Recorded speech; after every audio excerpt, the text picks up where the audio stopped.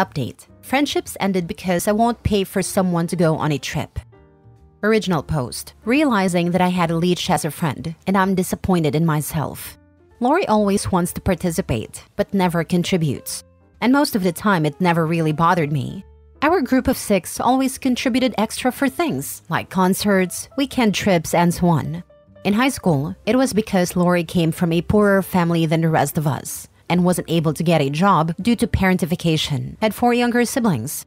Then in college, it was because she couldn't work and maintain her grades without losing her scholarship. Now, she can't contribute anything because she's struggling financially and didn't have the means to save anything. And I got irritated, admittedly because she spends her money in crap ways. I've called her the Carrie Bradshaw group, which wasn't appreciated, but it is very much true in how she uses her income.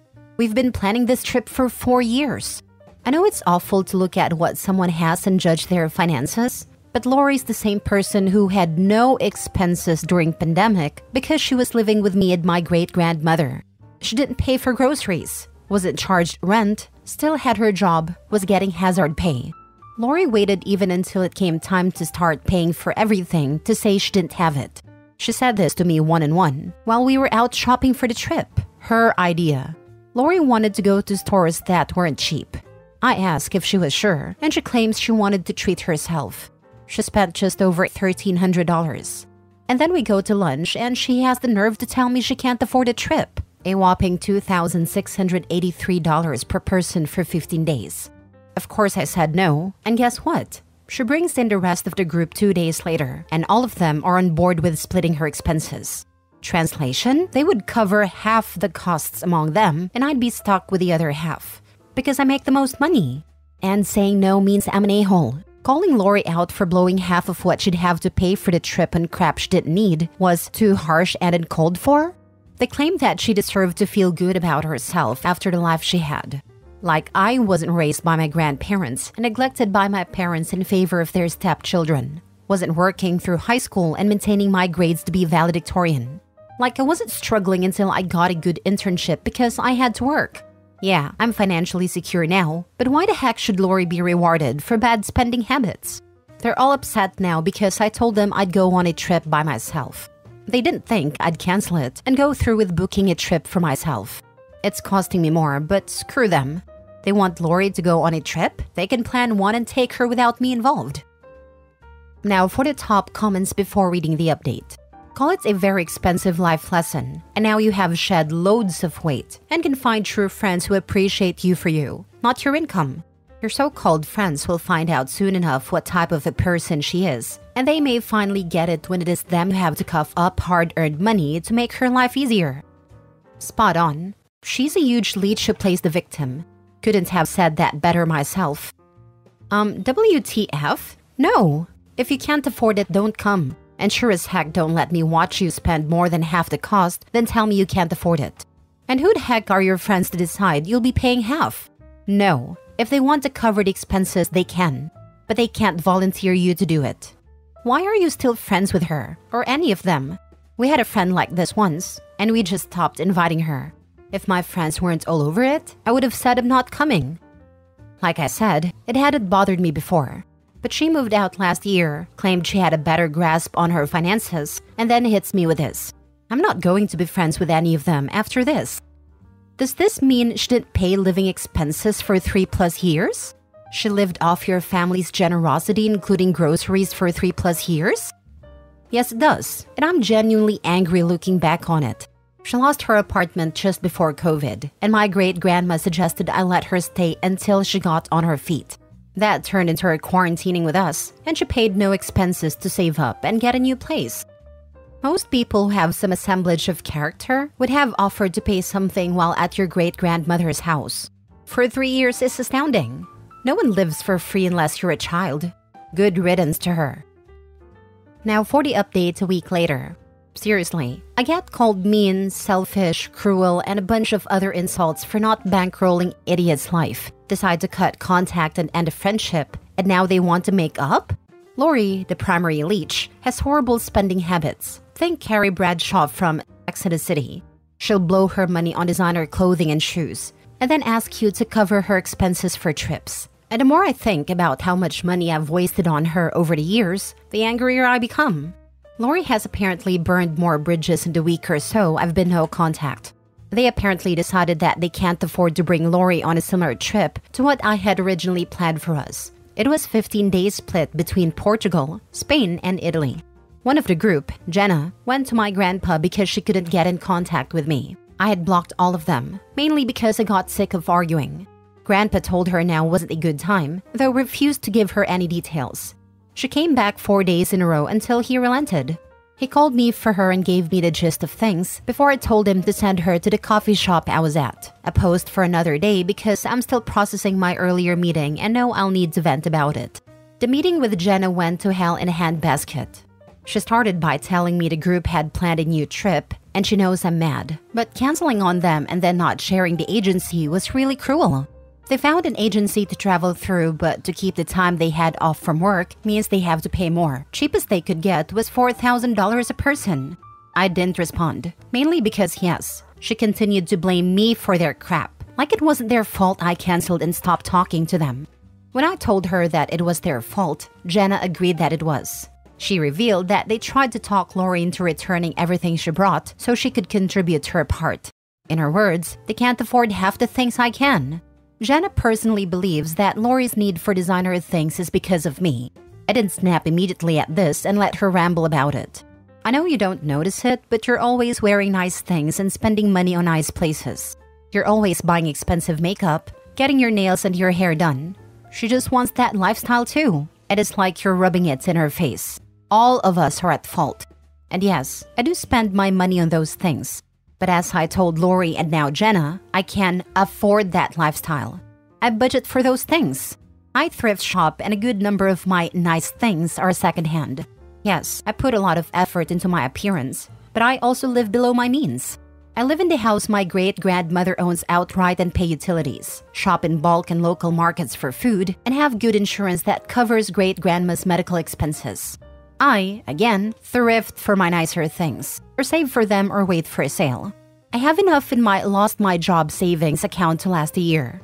Yes, I have savings account just for that, and continue to add to it from every paycheck. Everyone that knows me are aware of how I can afford what I afford. I don't make an effort to hide this. However, it is not my fault Lori refuses to be smart with her spending. I said all of this to Jenna and she had the nerve to cry. She said not everyone can have that type of security, and unlike me, they can't afford a last-minute trip, and Lori especially couldn't. I cut her off when she started on Lori's sad childhood and just let her have it. I told her she was fixated on my finances and lifestyle, but that wasn't my fault. She and the rest of the group all have decent careers. They all had better safety nets than I did, and it made them complacent. I didn't have that. Yes, I was middle class growing up, but I wasn't as well off as them. Yes, I had a grandpa who would spoil me, but it wasn't to the extent they think. I still drive his old Impala. I had been the first to get a car in our group, right? Because his eyesight was going bad. He couldn't drive me around like their parents did. And don't get me started on college itself.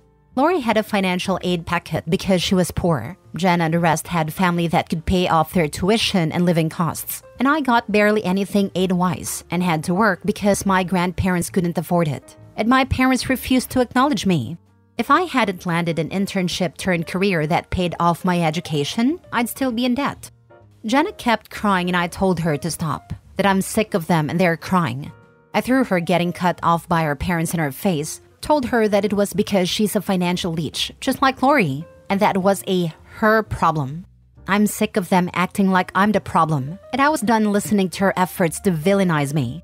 Rather than whining, maybe she should think about why her parents cut her off, and why I am also cutting her off, because she likes to blame everyone and everything for her failures. I shouldn't have said it, but I did. You got kicked out for stealing someone's essay. You wasted their money, and I damn sure won't let you waste mine. Grow the heck up, and don't even bother my family again. Then I left her there crying. Not my finest moment, but seriously, what the actual hell is wrong with people? She spends $1,300 in clothes in front of OP immediately before saying she had no money for the trip? Delusional. But you don't understand. Lori had a tough childhood, And it's really OP's fault for buying nice-looking second-hand clothes that Lori must spend thousands on designer clothes to one-up OP. And since OP doesn't spend all of her money as soon as she makes it, unlike Lori, that means OP has money to pay for others' vacations. Why won't anyone think of poor Lori? You hit the nail on the head. Lori just had to keep trying to one-up OP because she thought that's what OP was doing to her, not realizing that OP didn't think of Lori when getting herself something nice. OP was thrifting and minding her own business. Lori couldn't understand that. When she grew a spine, she realized that her friends were with her for a lack of spine. I'm not surprised. People don't like getting called out for mooching. There's always an extinction event where everyone gets very angry at the person they can't take advantage of anymore. And what was Lori going to do for spending money on the trip? Even if the 5 of them split the initial trip cost, how was she going to afford to go to places, to eat, etc.? Even if the food was included in the cost, it still means she would be hungry at the airport. OP's friends are perhaps the kind of group where they all once got along, but changed as they progressed into adulthood so they no longer fit. She is better off without them. Yes, there are a lot of Hallmark cards written about being friends forever, but honestly, it's pretty rare. Lots of our friends from elementary, high school, and college are mostly with us because we are all at the same stage of life at the same time in the same place. Once everyone is living their adult lives and making their own decisions, lots of friendships fade. Not all of them. My wife and her best friend have known each other for 30 years, but a lot of relationships that started in school don't survive adulthood. Last story. My parents and sister asked me to cancel my vacation and give her the money for child custody legal costs. I said no, and now they're furious. Background. My older sister did a student exchange program when she was in college. She liked it so much there that she ended up staying there. Eventually, later on, she met someone. They have a child who is 8 now, and they were planning on getting married. But their relationship fell apart before the wedding happened. My sister wanted to move back here and bring her child with her. I always thought that if a baby had a parent with U.S. citizenship, it automatically made the baby a citizen no matter where in the world that baby was born. But that's not true. Since my sister and her child's father aren't married, and my sister had not been physically present in the U.S. for years before their child was born, it means their child is not automatically a citizen. Their child could get citizenship, but that would require them 1, to be allowed to enter the country legally as an immigrant, and 2, for them to be in the physical and legal custody of my sister. This is where the problems happen. Their child is a citizen of her father's country, and a court there won't let my sister have custody or bring their child here. All the times my sister has tried and appealed, the courts say the current country is their home. Their child has no ties to the U.S. and has never been here, and my sister has no right to remove them from their home country. They also say the free childcare and better standard of living means their child should stay, and even talk about how much safer it is there versus here. Even though the law about an unmarried mother giving citizenship to their child born in another country has changed, it doesn't apply after the fact. My sister's child was born a year before the law changed, so it doesn't count in their case. The U.S. has an agreement with the country my sister lives in about custody agreements and child support, so the courts here can't do anything. My sister has tried going to court and then appealing decisions both here and in the other country. She has hired lawyers in both countries. She has gone to politicians in both countries. She's had all kinds of consults with experts in international law. And no matter where she turns, the law is against her. And her ex says their child will not ever come here until they are 18 and can decide for themselves. Her choices are either to stay in the other country where her ex has their version of legal and physical custody and sister would have visitation, not 50% but close. She can also try to meet the requirements for citizenship. Or she can move back to St. Louis and then go back to the other country once or twice a year for a visit. To help my sister pay for huge legal bills, my parents remortgaged their house. It was basically paid off, but now they're underwater on it. They gave her their entire savings as well. My mom didn't work after my sister and I were born, but she's had to get a job as a cashier because of my parents' financial situation. My dad won't be able to retire now. They're looking if there's any social assistance because of how bad things are. I'm terrified that something will happen that will make their situation worse, like an accident or illness because of how bad the situation is. Even after all this, they're still hell-bent on helping my sister. I don't have the money to look after them if anything goes wrong. I'm a phlebotomist. I don't have piles of money lying around to help my parents, and even now they're still giving my sister money. My sister is almost massively in debt. Before now, neither her or my parents asked me for money. But now that my parents and my sister have found out I'm taking a vacation, they want me to cancel it and give the money to my sister. I finished my training in 2020, and the last 4 years in the healthcare sector have been so stressful. I haven't had more than 3 days off in a row since I started my job. I'm going on a Viking cruise, and I've been looking forward to it for over a year. I don't want to cancel it. I currently do not have any debt, but they are pressuring me to go into debt for my sister.